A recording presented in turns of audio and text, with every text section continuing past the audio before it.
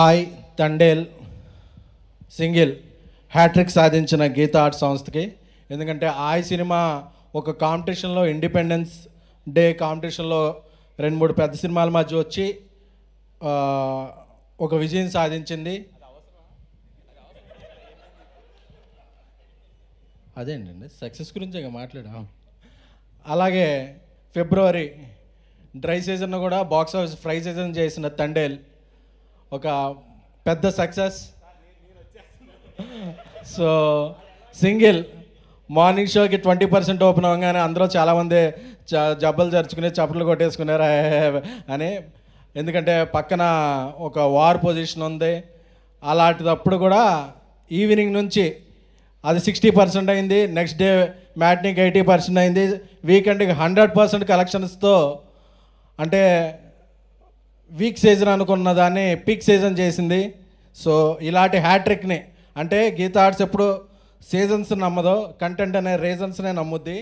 So అలాంటి ఎటువంటి పరిస్థితుల్లో అయినా అది star content, upcoming stars content, stars లేని కంటెంట్, ఏ కంటెంట్ అయినా సరే గీతా ఆర్ట్స్ సక్సెస్ సాధిస్తుంది అనేది ఈ హ్యాట్రిక్.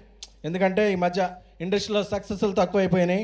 మన బ్యానర్లో కాకపోయినా మన సంచవరం ఉన్న ఆఫీస్లో ఎవరిదైనా హిట్ అయినా సరే అది మన హిట్టే అని హ్యాపీ ఫీల్ అవ్వాల్సిన సీజన్ వచ్చేసింది. సో అలాంటి సీజన్లో కూడా ఇండస్ట్రీని ఏకం చేస్తూ సో హ్యాట్రిక్ సాధించిన గీతా ఆర్ట్స్ అధినేత మా లైన్ కింగ్ అల్లు అరవింద్ గారికి, సో అలాగే మా సిస్టర్ విజయ గారు. ఎందుకంటే గీతా ఆర్ట్స్లో ఎప్పుడూ కూడా ఒక జనరేషన్కి ఒక్కొక్కరిని ఎంకరేజ్ చేస్తూ ఉంటారు ప్రొడ్యూసర్స్గా. ఎందుకంటే నాకు తెలిసి ప్రపంచంలో ఎప్పుడూ కూడా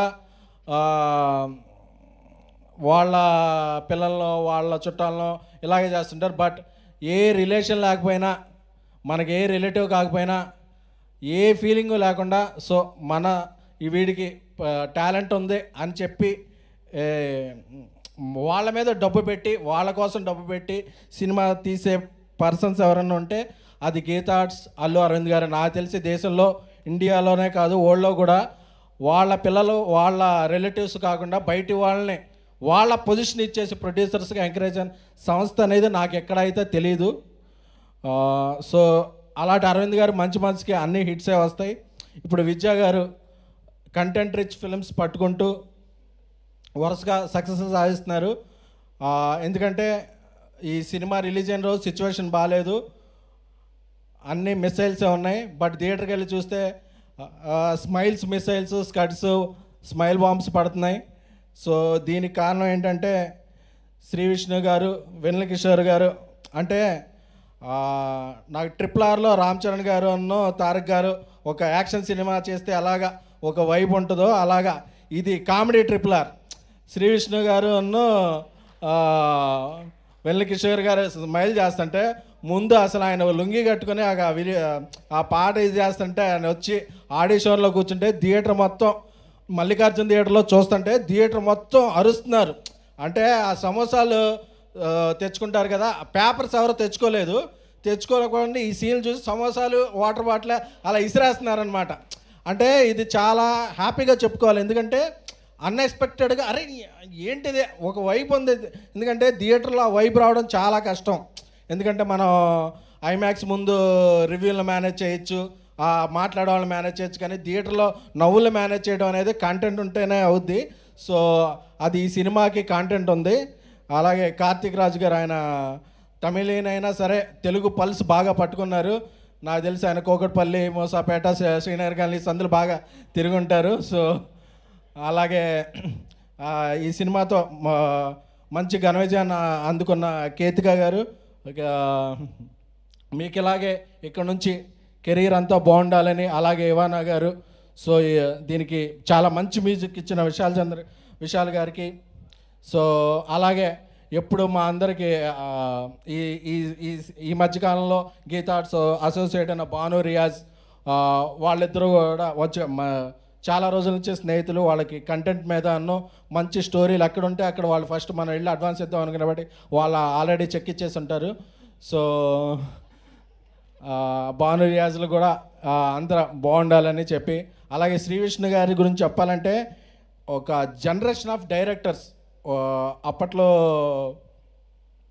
నాగార్జున గారు, తర్వాత నాని గారు, అలాగా కొంతమంది హీరోలు యంగ్ స్టార్స్ని ఎవరి దగ్గర టాలెంట్ ఉందో పట్టుకొని వాళ్ళందరికీ వరుసగా చేస్తుంటే ఆ నెక్స్ట్ జనరేషన్కి వాళ్ళు తీసుకొచ్చిన డైరెక్టర్లు ఎలా ఉంటారు. ఒక పవన్ సాందన్ గారు, ఒక హర్షిత్ గోలి గారు, ఒక వివేకాత్రి గారు, ఒక రాంబాబురం గారు, చాలామంది డైరెక్టర్లు ఇప్పుడున్న ఇంట్లో అందరూ ప్రామిసింగ్ డైరెక్టర్లు ఎవరు ఉన్నారంటే వాళ్ళ డెబ్యూట్ సినిమా అన్నీ శ్రీ విష్ణు గారు చేసిన సినిమాలే. సో ఆయన స్వాగ్ డిఫరెంట్. సో మీ స్వాగ్ ఎప్పుడు అలా ఉండాలని, మీరు ఎప్పుడూ మాటలు అలా మింగేస్తూ ఉండాలని. సో గీతా ఆర్ట్స్ నన్ను పిఆర్ని చేసింది, ప్రొడ్యూస్ చేసింది, రీసెంట్గా నన్ను హోస్ట్ని, యాంకర్ని కూడా చేశారు. బేసిక్గా అరవింద్ గారికి, విద్యా గారికి ఎవరిని ఎలా వాడాలో తెలుసు. సో మన పిఆర్ బ్రదర్ వంశీ వచ్చి అన్న మిలియన్స్ వ్యూస్ వెళ్ళి అన్న అన్నాడు. ఒరే కామెంట్స్ కూడా పడుతున్నారా నాకంటే, పర్లేదన్న వైరల్ అయింది కదా అన్నాడు. సో ఆ వైరల్ కంటెంట్ అంతా ఆ స్క్రిప్ట్ రాసిన వాళ్ళ స్క్రిప్ట్ రైటర్స్కి వాళ్ళకి అంకితం. So thank you. అదే నా ఫస్ట్ అండ్ లాస్ట్ ఇంటర్వ్యూ, మళ్ళీ ఎవరు అడగద్దు, మళ్ళీ చేయను కూడా. సో ఈ సినిమా సింగిల్ సక్సెస్తో మింగిల్ అయ్యి ఈ నెలాఖరు వరకు, అంటే సినిమా రిలీజ్ అయ్యాక వారా అయిపోయింది, ఐపీఎల్ అయిపోయింది, అన్నీ అయిపోయినాయి, కానీ సింగిల్ కలెక్షన్లు మాత్రం ఆగలేదు. సో అలాగా అరవింద్ గారి సినిమా ఉన్నప్పుడు అన్నీ అలా కలిసి వచ్చేస్తాయి. సో అది ఎందుకు అదృష్టం కలిసి వస్తుందంటే రిస్క్ చేసేవాడిని ఎప్పుడు అదృష్ట లక్ష్మి వరిస్తుంది. సో అరవింద్ గారు చేసే రిస్క్కి ఎప్పుడు అదృష్టం కలిసి వస్తుంది. సో ఈ సినిమాని ఇంత బాగా ప్రమోట్ చేస్తున్న వంశీశేఖర్లో ఇక అందరికీ కూడా, సో ఈరోజు ఇక్కడ స్టేజ్ మీద ఇక్కడ ఉండడానికి కారణమైన మంజుష్ గారు, మీరు పిలిస్తేనే వచ్చాను కాబట్టి thank you. So thank you very much. Thank you.